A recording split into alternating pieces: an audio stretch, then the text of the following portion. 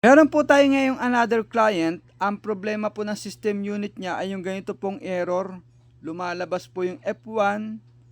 Kada shutdown po and i-open, yan na naman po ang lalabas.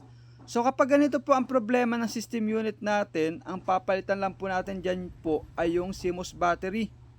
Yang CMOS battery po na yan ay makikita po yan sa pinaka motherboard ng system unit.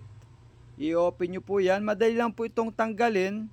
I-press nyo lang po yung pinakalock nya. Pag na-press nyo po yan, tatanggal na po yan. And then, palitan nyo lang po ng bagong CMOS battery. Marami na po niya nabibilhan sa Shopee, Lazada, and sa mga store ng computer parts. No? Basta sabihin nyo lang po CMOS battery.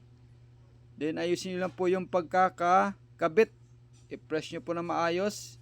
After mo nating mapalitan yan, pasukin po natin si BIOS settings ng ating system unit. So sa mga branded po, karaniwan po niyan ay F2 and F10 lang po ang ipipress nyo. Parang kagaya po nito HP. So F10 po ang BIOS settings niyan.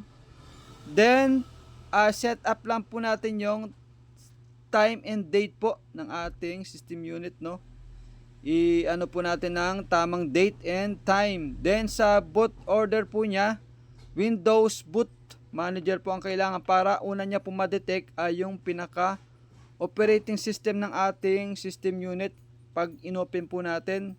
Then save po natin yan. At yun, okay na po yan.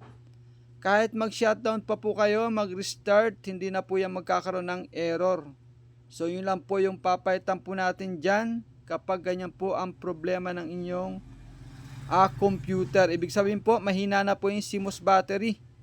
O so yun lang po, maraming salamat po. Pa-follow, like, and share lang po ang ating Facebook page. And ganun din po ang ating YouTube channel.